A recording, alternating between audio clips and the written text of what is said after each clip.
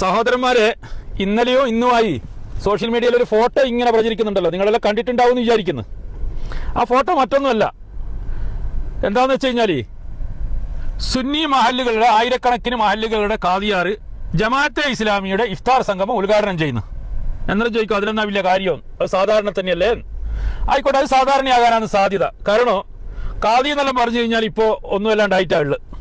എന്നോട് ഒരു സുഹൃത്ത് പറഞ്ഞത് അവരെ നാട്ടിലെ കാദിയാർ AP അബ്ദുള്ള കുട്ടിയാ പോലും.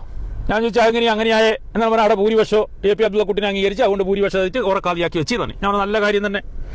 മറ്റൊരാൾ, മലപ്പുറത്തുള്ള ഒരാൾ എന്നോട് പറഞ്ഞു അവരെ നാട്ടിലെ കാദി TK ഹംസാക്കിയാ പോലും. ഞാൻ ഹംസാക്കാക്ക് പിന്നെയും പറ്റൂ, കാരണം അദ്ദേഹം കുറച്ച് കിതാബെല്ലാം ഓതി പഠിച്ച് കുറച്ച് ഇൽമും വിവരമുള്ള മനുഷ്യരാണ്. എന്നാലും ഒരു രാഷ്ട്രീയക്കാരനെ പിടിച്ചാക്കുന്നതിൽ ഒരു ഇതില്ലാലോ, ഒരു മതപരമായ കാര്യമല്ലേ എന്ന്. എന്നാലും അവർ പറഞ്ഞെന്താണെന്ന് വെച്ച് കഴിഞ്ഞാൽ നമ്മുടെ നാട്ടിൽ ഭൂരിപക്ഷം ഹംസാക്കാരെ അംഗീകരിച്ച് അതുകൊണ്ട് ഇത് ആ ഭൂരിപക്ഷത്തിന്റെ അടിസ്ഥാനത്തിൽ എന്ത് ചെയ്ത് ഹംസാക്കാരെയും കാദിയാക്കി എന്ന് പറഞ്ഞു. നല്ല കാര്യം തന്നെ. പക്ഷേ ഇദ്ദേഹം അങ്ങനെയല്ല, ഒരു കാദി മാത്രമല്ല, അത് നിങ്ങൾ ചിന്തിക്കണം. കാസർഗോഡ് 50,000 കോടി ചെലവഴിച്ചിട്ട് മഹാസംഗമം നടത്തി, സമ്മേളനം നടത്തി. ആദർശ വിശുദ്ധിയുടെ 100ാം വാർഷികം എന്ന് ആദർശ വിശുദ്ധിയുടെ 100ാം വാർഷിക മഹാസമ്മേളനം നടത്തിയ ആ പ്രസ്ഥാനത്തിന്റെ യുവജന പ്രസ്ഥാനമായ സുന്നി യുവജന സംഘത്തിന്റെ സംസ്ഥാന പ്രസിഡന്റായി ഇദ്ദേഹമാണ് ജമാഅത്തെ ഇസ്ലാമിന്റെ ഇഫ്താർ സംഗമം ഉദ്ഘാടനം ചെയ്യുന്നത്. എങ്ങനെയുണ്ട് ആദർശ വിശുദ്ധി? ഒന്ന് ആലോചിച്ച് നോക്കിയാൽ. ഞാൻ അതിനെക്കുറിച്ച് കൂടുതലൊന്നും പറയുന്നില്ല, നിങ്ങൾ മനസ്സിലാക്കിയാൽ മതി.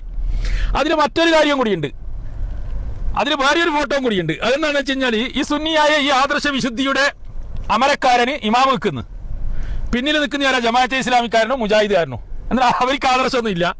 കാണിച്ച സുന്നി വിശ്വാസിയായ മനുഷ്യൻ ഷിർക്ക് ചെയ്യുന്നവരാണ്, കുഫർ ചെയ്യുന്നവരാണ്, കബറ് പൂജ നടത്തുന്നവരാണ്, അവർ ബഹുദൈവാരാധനക്കാരാണ്. ഇങ്ങനെ പറയുന്ന ഒരാളെ തുടർന്ന് നിസ്കാരം ശരിയാവുക? അവര് എന്താ ആദർശ? അവർക്ക് ആദർശമൊന്നുമില്ല, വെറും ആമാശയം മാത്രം. നിങ്ങൾ അതൊന്നും ചിന്തിക്കണ്ടേ? നമ്മളൊരാളെ ഒരു എഞ്ചിന്, ഒരു തീവണ്ടിക്ക് ഒരു എഞ്ചിന് കൊളത്തുമ്പോ ആ ഇഞ്ചിൻ ശരിയാ നോക്കണ്ടേ? എന്നല്ലേ ബോഗി കൊളത്തുക? ഈ ഇഞ്ചിൻ ശരിയില്ല. അവരെ വിശ്വാസപ്രകാരം അവര് മുന്നിൽ നിർത്തി നിസ്കരിക്കാൻ വേണ്ടി നിൽക്കുന്ന ആ ഇഞ്ചിനില്ലേ, അത് ശരിയില്ല എന്നാണ് അവരെ വിശ്വാസം. എന്നിട്ട് അവരെ വേക്കിൽ വന്നിട്ട് നിസ്കരിക്കുന്ന ആര്? വില്ല ജമാഅത്തെ ഇസ്ലാമിന്റെ അമീറു എന്നാ പറയാ, അമീറു മറ്റേ ഹുസൈൻ മടവൂരിനെ പോലെ. പിന്നെ കുഞ്ഞാലിക്കുട്ടി സാഹിബിന് വലിയ വിഷയമൊന്നുമല്ല. കുഞ്ഞാലിക്കുട്ടി റേഡിയോ എല്ലാവരും പോകുന്നയാളാ.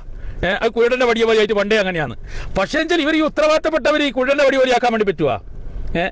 ആടിയം കുത്തി, ജമാഅത്തെ ഇസ്ലാമിന്റെ ഇഫ്താർ സംഗമത്തിലും പോയി കുത്തി, സുന്നികളുടെ പരിപാടിക്ക് വന്നിട്ട് ഈടിയം കുത്തി, അപ്പുറം ക്രിസ്മസ് കേക്ക് മുറിക്കാൻ വേണ്ടി പോയി ആടിയം കുത്തി, ഓണപ്പാട്ടിന്റെ സമയത്ത് ഓണപ്പാട്ടിൽ പാടി. ഇങ്ങനെ പറ്റുവാ? ഒന്ന് ആലോചിച്ചോക്കാ. ഗാനമേള ഉണ്ടെങ്കിൽ ആഡിയോ റെഡി, സ്വർണ്ണ ഉദ്ഘാടനം ഉണ്ടെങ്കിൽ ആഡിയോ, കക്കൂസ് ഉദ്ഘാടനം ഉണ്ടെങ്കിൽ ആഡിയോ റെഡി. ഇങ്ങനെ പറ്റുമോ? ഓരോരുത്തർ അവരവർ ഇരിക്കേണ്ടടുത്ത് അവരവർ ഇരിക്കണ്ടേ? എന്നാലും നിങ്ങൾ വിമർശിക്കാൻ വേണ്ടി പാടില്ല. നല്ല വലിയ ആൾക്കാരാണ്, വലിയ ആൾക്കാരെന്നെ, അതിൽ സംശയമൊന്നും ഇല്ല. അവനവനെ ഇരിക്കേണ്ടടുത്ത് അവനവൻ ഇരിക്കണ്ടേ? ഇല്ലെങ്കിൽ അവിടെ പട്ടികേരി ഇരിക്കുന്നല്ലേ പറയുന്നത്? ഇതെന്നാ ചെയ്യുക? ആരോട് പറയാനല്ലേ? എത്ര എങ്ങനെയാണുള്ള ആൾക്കാരായാലോ അവരവനെ ശ്രദ്ധിക്കണ്ടേ? ഓരോരുത്തർക്കും ഓരോ സ്ഥാനമാനങ്ങളില്ലേ? കുരുടന്റെ വടി പോലെ ആക്കാൻ പാടില്ലല്ലോ നാവും ശരീരവും. നമ്മൾ പറയുന്നതിൽ ചെറിയൊരു ഇത് ഉൾക്കൊണ്ടിട്ട് മുന്നോട്ട് പോകണ്ടേ? നമ്മൾ പറയുന്ന ഒന്ന് പ്രവർത്തിക്കുന്ന മറ്റൊന്നാകാൻ പാടില്ലല്ലോ. വല്ലാത്ത ആദ്യന്നല്ലേ? ഇതിലെ കാണുമ്പോൾ എങ്ങനെയാ പറയാണ്ടിരിക്കുക? അങ്ങനെ പറഞ്ഞു പോയ്യ. ഇനി എന്നെ വിമർശിക്കാനെങ്കിൽ വരണ്ടേ? ഇനിയിപ്പോ കമന്റ് ബോക്സിൽ പൂരത്തെറിയായിരിക്കും. റമദാൻ മാസാന്നേ അനക്ക് മാത്രമല്ല ഇങ്ങക്കൂ, അത് ഓർമ്മിക്കണം നിങ്ങൾ.